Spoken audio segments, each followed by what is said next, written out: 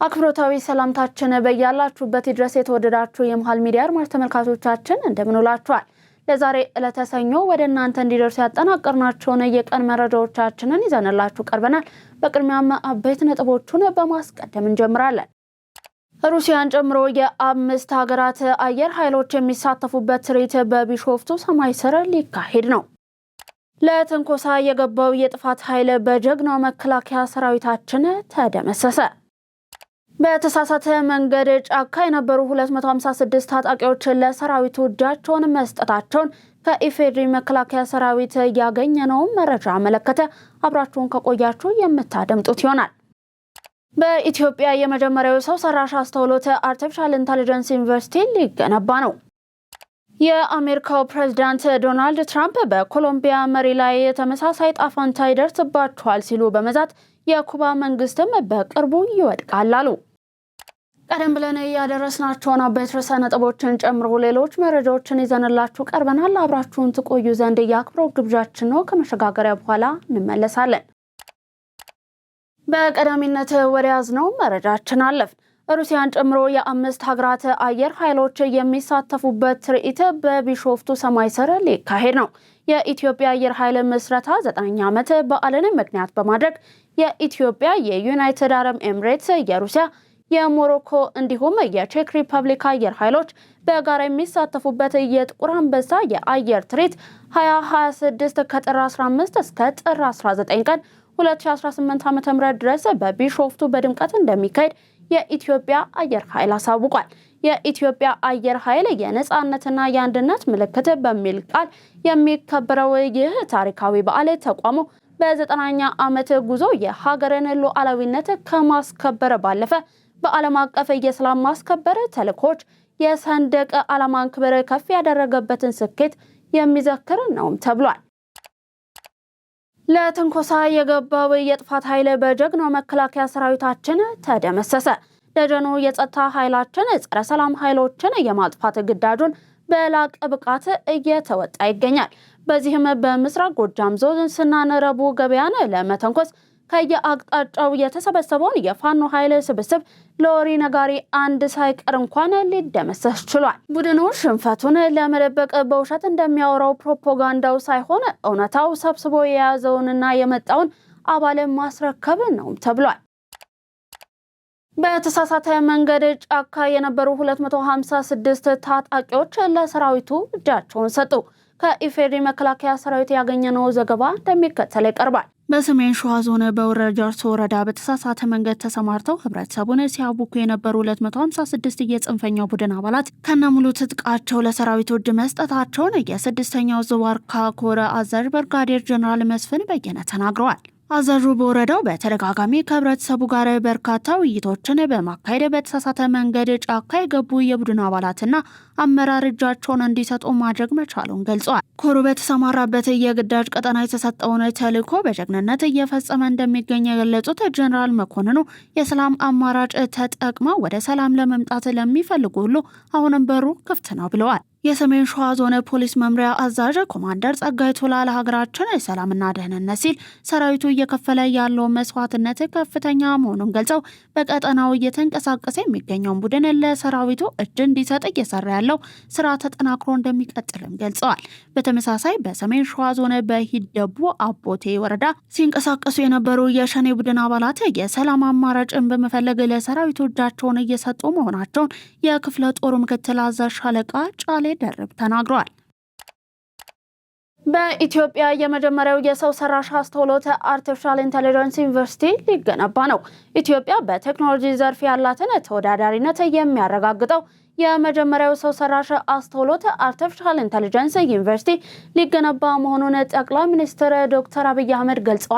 ተጨማሪ አለን። ጠቅላይ ሚኒስትሩ ይህንን ታላቅ የምርምርና የትምህርት ተቋም ግንባታ ይፋ ያደረጉት በአዲስ አበባ ዩኒቨርሲቲ 75ኛ ዓመት የምስረታ በዓል ላይ ነው። ይህ አዲስ ዩኒቨርሲቲ በሀገሪቱ የዲጂታል ትራንስፎርሜሽን ጉዞ ውስጥ ጉልህ ሚና እንደሚኖረው የታመነበት ሲሆን በተለይም በሰው ሰራሽ አስተውሎት፣ በዳታ ሳይንስ እንዲሁም በሮቦቲክስ ዘርፎች የሰለጠነ የሰው ኃይል ለማፍራት ታቅዶ የተቀረጸ ነው። ለእያንዳንዱ የአፍሪካ ሀገርም ሁለት ስኮላርሺፕ እንሰጣለን ብለዋል። ስራዎችን በ6 ወራት ጊዜ ውስጥ እናጠናቀቃለን ያሉት ያሉት ጠቅላይ ሚኒስትሩ ይህንን መንግስት ለዘርፉ የሰጠውን ትኩረት የሚያሳይ መሆኑን ገልጸዋል። ጠቅላይ ሚኒስትር ዶክተር አብይ አህመድ በማህበራዊ ትስስር ገጻቸው ባስተላለፉት መልእክትም ኢትዮጵያ በዓለም አቀፍ ደረጃ በቴክኖሎጂ ዘርፍ ያላትን ተሳትፎ ለማሳደግ የጀመረችው ጥረት ተጠናክሮ እንደሚቀጥልም ገልጸዋል። የዩኒቨርሲቲው መገንባት ለኢትዮጵያ ወጣቶች አዳዲስ የፈጠራ እድሎችን ከመፍጠሩም በላይ ሀገሪቱን በቀጠናው ቀዳሚ የቴክኖሎጂ ማዕከል ለማድረግ የሚደረገውን ጉዞ ያፋጥነዋል ብለዋል። የዘርፉ ባለሙያዎች እንደሚሉት ከሆነ እንዲህ ያሉ ልዩ ልዩ የትኩረት መስኮች ያላቸው የትምህርት ተቋማት መገንባታቸው ኢትዮጵያ በኢንዱስትሪ ውስጥ ያላትን ድርሻ ከፍ የሚያደርግ ነው። ዩኒቨርሲቲው ስራ ሲጀምር የምርምር ስራዎችን ከማከናወን ባለፈ ለተለያዩ የልማት ዘርፎች የቴክኖሎጂ መፍትሄዎችን በማፍለቅ ከፍተኛ አስተዋጽኦ ይኖረዋል ተብሎም ይጠበቃል።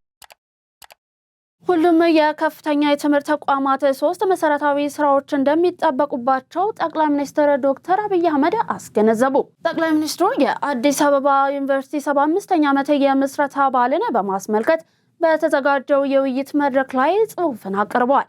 በዚህ ወቅትም ሁሉም ከፍተኛ የትምህርት ተቋማት መማር፣ ማስተማር፣ መመርመር፣ መመራመር እንዲሁም መፍጠርና መተግበር የተሰኙ 3 መሰረታዊ ስራዎች እንደሚጠበቁባቸው አስገንዝበዋል።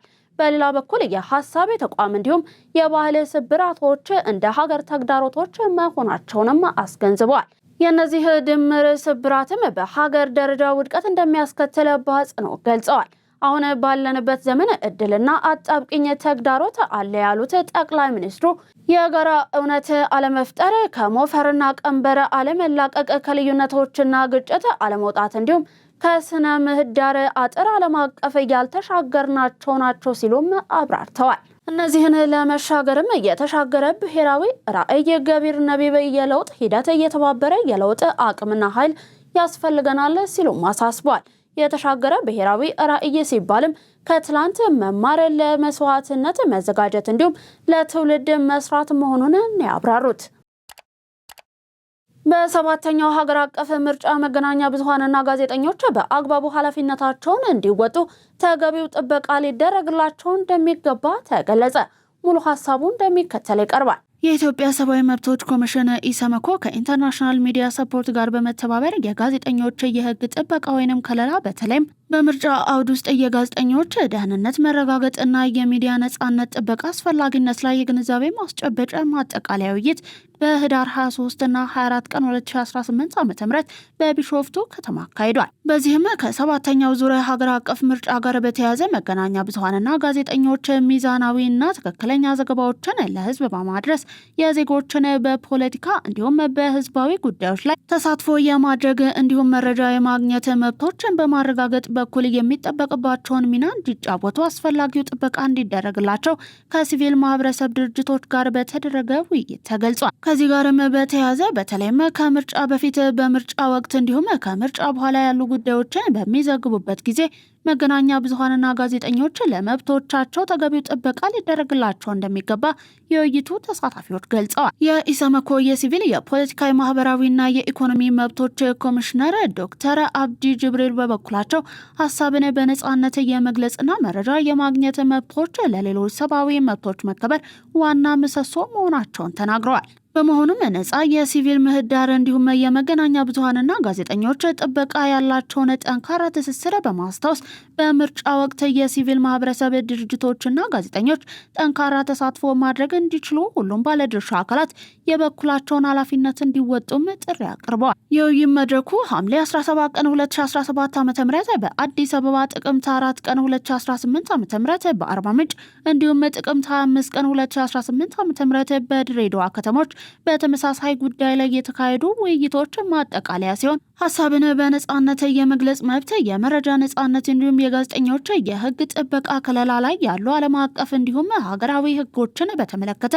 የባለድርሻ አካላትን ግንዛቤ ለማሳደግ ያለመ መሆኑን ኢሰመኮ ገልጿል። በውይይቱ ከአዲስ አበባ ከተማ አስተዳደር፣ ከአማራ፣ ከማዕከላዊ ኢትዮጵያ፣ ከኦሮሚያ፣ ከሲዳማ፣ ከሶማሌ፣ ከደቡብ ኢትዮጵያ እንዲሁም ከትግራይ ክልሎች የተወጣጡ የህግ አስፈጻሚ አካላት፣ የግልና የመንግስት የመገናኛ ብዙሃን ባለሙያዎችና ማህበራት ተሳትፈዋል። በራስ አቅም እርስ በርስ የመረዳዳትና የመደጋገፍ ባህልን ማጎልበት እንደሚገባ የአዲስ አበባ ከተማ ከንቲባ አዳነች አቤቤ ገለጹ። ከንቲባ አዳነች አቤቤ የገናን በዓልን ምክንያት በማድረግ ከሁሉም ክፍለ ከተሞች ለተወጣጡና በተለያዩ ማህበራዊ ችግር ውስጥ ለሚገኙ ነዋሪዎች ድጋፍን አድርገዋል። በዓሉ ፍቅርና መተሳሰብ የሚገለጥበት መሆኑን የጠቀሱት ከንቲባዋ ከተማ አስተዳደሩ ዛሬ ያበረከተው የበዓል ስጦታ ለነዋሪዎች ያለውን ፍቅር በተግባር ያሳየበት መሆኑን ተናግሯል። በከተማ ደረጃ ከ300 ሺህ በላይ ለሚሆኑ አቅመ ደካሞች ወገኖች ማዕድ ማጋራት ተግባር መከናወኑንም ጠቁመዋል። በመዲናዋ የመረዳዳትና የአብሮነት እሴት ይበልጥ እንዲጸና እያደረጉ ላሉ በጎ አድራጊ ባለሀብቶችና ወጣቶች በከተማ አስተዳደሩ ስም ምስጋናን አቅርበዋል። ጊዜያዊ ችግሮችን ለማለፍ በራስ አቅም እርስ በርስ የመረዳዳትና የመደጋገፍ ባህልን ማጎልበት እንደሚገባም ነው የገለጹት። ለገና በዓል የኃይል መቆራረጥ እንዳያጋጥም በቂ ዝግጅት ማድረጉን የኢትዮጵያ ኤሌክትሪክ አገልግሎት አስታወቀ።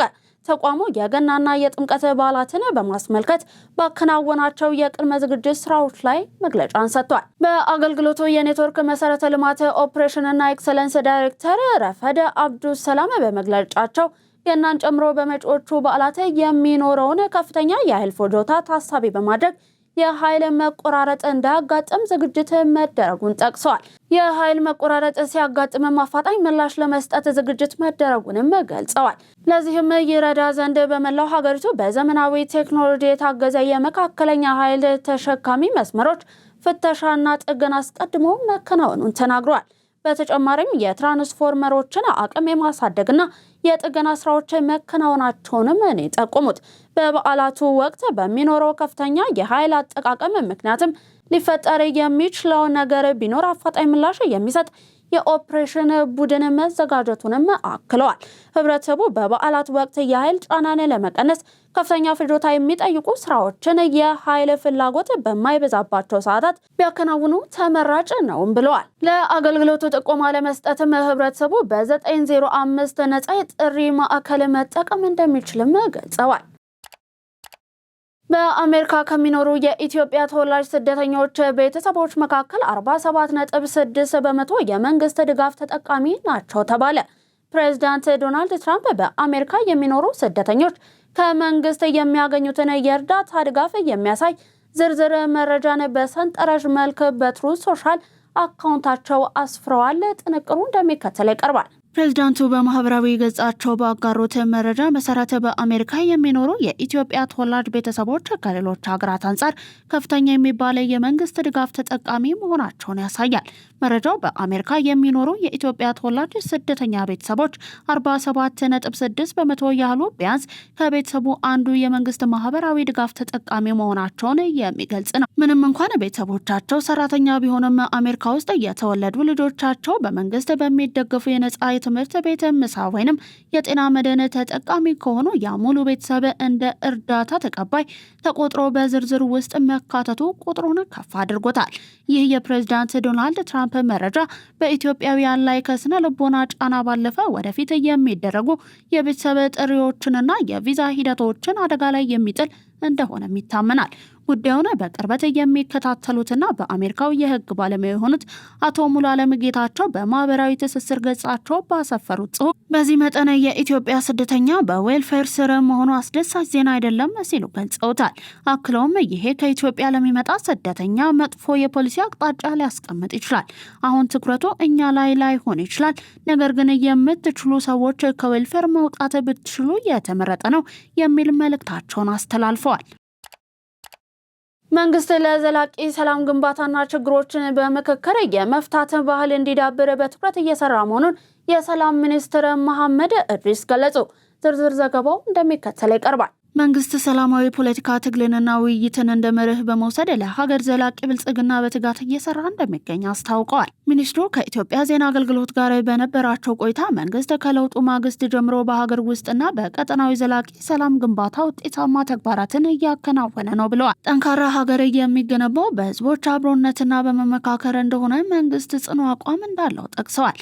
በኢትዮጵያ ለረጅም ዓመታት ስር ሰደው የቆዩ ችግሮችን በዘላቂነት ለመፍታትና በወሳኝ ሀገራዊ ጉዳዮች ብሔራዊ መግባባትን ለመፍጠር ሀገራዊ የምክክር ኮሚሽን ተቋቁሞ ወደ ስራ መግባቱ የዚሁ ቁርጠኛነትን ማሳያ መሆኑን ጠቁሟል። በተጨማሪም የፖለቲካ ፍላጎታቸውን በኃይል ለማሳካት የሚሞክሩ አካላት ከስህተታቸው ተመልሰው ወደ ሰላም መንገድ እንዲመጡ መንግስት በተደጋጋሚ የሰላም ጥሪ እያቀረበ እንደሆነም ገልጸዋል። በዚህም በተለያዩ ክልሎች በርካታ የቀድሞ ታጣቂዎች የመንግስትን የሰላም ጥሪ ተቀብለው ወደ ሰላማዊ ህይወት በመመለስ ላይ እንደሚገኙ ተናግረዋል። በህዝቦች መካከል መቀራረብ እንዲኖር የጋራ ትርክት እንዲገነባና ሀገር በቀል የችግር መፍቻ ስርዓቶች እንዲዳብሩ በትኩረት እየተሰራ መሆኑንም አክለዋል። ይህም ዜጎች በጋራ ጉዳዮቻቸው ላይ ተመሳሳይ ግንዛቤ እንዲኖራቸውና ለሰላም ግንባታ የድርሻቸውን እንዲወጡ ለማስቻል ያለመ እንደሆነ አስረድተዋል። ሀገራዊ የብልጽግናና የእድገት ጉዞን ለማሳካት ሰላም ወሳኝ መሆኑን የገለጹት ሚኒስትሩ ለዘላቂ ሰላም ግንባታና ለልማት መሳለጥ መንግስት በትኩረት መስራቱን አጠናክሮ ይቀጥላልም ብለዋል። ለኢንዱስትሪ ፓርኮች የሚቀርበው የሀገር ውስጥ ግብአት ከ5 በመቶ የማይበልጥ መሆኑን ጥናት አረጋገጠ። በዚህ ርዕሰ ጉዳይ ዙሪያ መረጃ አለን፣ እንደሚከተል ይቀርባል። በኢትዮጵያ ለሚገኙ የኢንዱስትሪ ፓርኮች ከሀገር ውስጥ ለሚቀርበው ግብአት ከ5 በመቶ የማይበልጥ መሆኑን ያረጋገጠው የኢትዮጵያ ፖሊሲ ጥናት ኢንስቲትዩት ያካሄደው ጥናት ነው።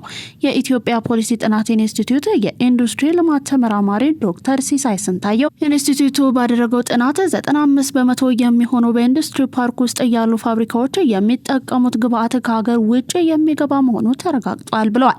ይህም ፓርኮቹ እንዲያመነጩ የሚፈልገውን ያህል የውጭ ምንዛሬና ሀብት እንዳያመነጩ ዋነኛ እንቅፋት ሆኖባቸዋል ሲሉ ዶክተር ሲሳይ ለጋዜጣ ፕላስ ተናግረዋል። በሀገር ውስጥ የሚመረቱ ጥሬ እቃዎች የጥራት ጉድለት እንዲሁም ምርቶቹን ወደ ፓርኮቹ ለመውሰድ የሚኖረው የትራንስፖርትና የሎጂስቲክስ ችግር ፋብሪካዎቹ የሀገር ውስጥ ምርቶችን እንዳያመርቱ ምክንያት መሆኑን ተመራማሪው ጠቁሟል።